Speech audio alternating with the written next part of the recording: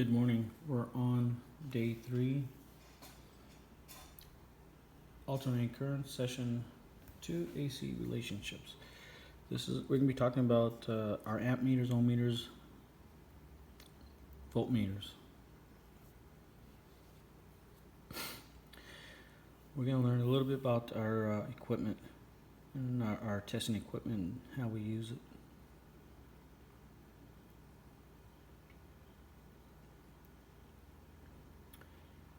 This is an analog voltmeter. This is very popular back in the day. We use a lot of digital meters nowadays. So you might be able to see some of these. You might be able to get one at Home Depot or Harbor Freight or Home Depot even. I don't see any benefit in using this or not using it. It's a little more touchy. Maybe that's the only reason. This is a voltmeter. This is only to identify voltage right away. If you want precise voltages, you wouldn't use this. I don't use this particularly. I like to see how much volts I'm having coming into my house or the work that I'm using, because this can say it's 120, but you're actually at 115 or 117, and it's not gonna read it properly, so you're a little bit confused when you're troubleshooting. But it's a good voltmeter to test quickly, breakers and stuff like that.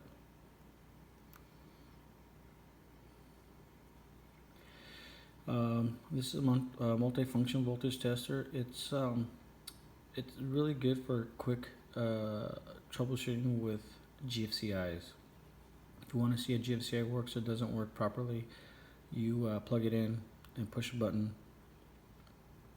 It trips the GFCI. It's just a test for that. I'll show you guys how the GFCIs work later in the course. Ohm meters. I haven't really used this type of ohm meters. I believe this is for electronics and stuff like that. But as an electrician, usually use our voltmeters and our ohm meters, but it's not in series with the system like this one is. The clamp-on amp meters are very essential to troubleshooting. You always have to know how much load each wire is pulling. So you take A phase, which is the first one, and then you test it. And then you go to B phase, which is this one, then you test it. But notice the color phases. Well, actually this is a 3-phase system because you got black, red, and blue. So note that they're checking the B phase right now. So what you want to do is check the A phase up here and check the B phase or C phase to see what's the relationship to each other, because the unbalanced load is how much amps the neutral is going to be carrying. So it's good information so this amp meter is very, very important. I recommend you guys get one as soon as you can and keep it forever. Voltmeters are it's just a multimeter. You can see the scale up here. It's the same style of scale as the old style. Works the same. If you have good eyesight, I guess that would be good. And you can see different readings, different readings in between there. So it gives you a lot of more information, but something we may not need. Maybe if you're in electronics, you would.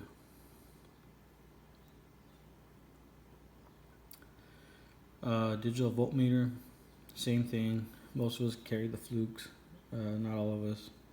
I carry a Fluke and other styles, and what I do is I use one, then I use the other one to make sure that they are corresponding properly.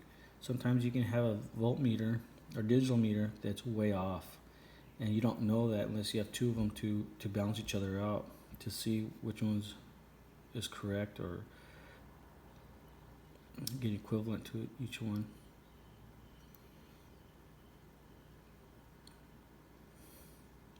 Same thing. It's just a clamp-on amp meter. When you get a clamp-on, it's usually it's a multi-functional device. You can use it as voltmeter, ohm meter, um, resistance checker. It's kind of multi-function, which is pretty cool. It's all you need is 1 meter. Take care of it. You'll have it forever. Meg ohms. Meg ohms are they push out a high voltage in the wire for testing for leaks in the insulation. We use this a lot in the Navy ships. We would take the shore power, and there were big, huge cables. We would lay them out on the deck and check from A phase to B phase, B phase to C phase, C phase to ground, to see if you had any leakage. There's a certain amount of ohms value that you would have in your system when this thing turns on. This can go up to 500 volts, 5,000 volts. It's a high voltage system that tests the currents or tests the resistance in the wire, and to see if you have grounds or leaks in your insulation. With this thing, you can get shocked with it, so you gotta be careful. There's another one. Here's just the one that you just twist right here, and it will produce the voltage that you need to test out the insulation.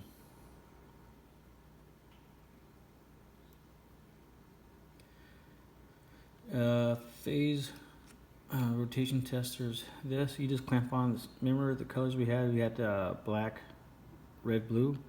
This is just it's a red. It's a white, red, and blue. Doesn't matter. You just click this on. And it's got phase 1, phase 2, phase 3.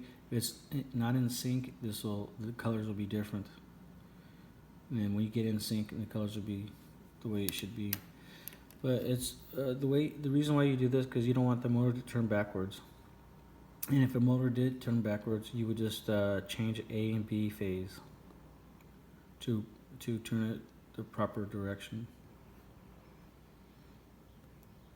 You can also do that at the control panel.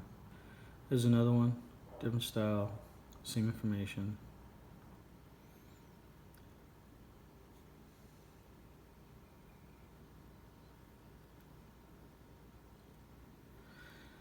I really haven't had any experience with recording instruments, but in labs and stuff, we checked out voltages and stuff like that to see your input to your output.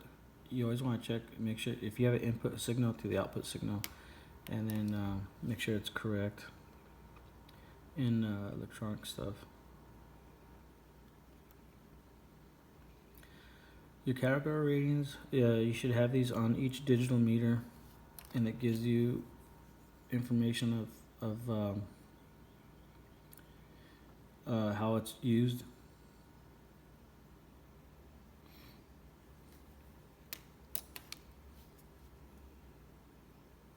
Or how it's protected, actually.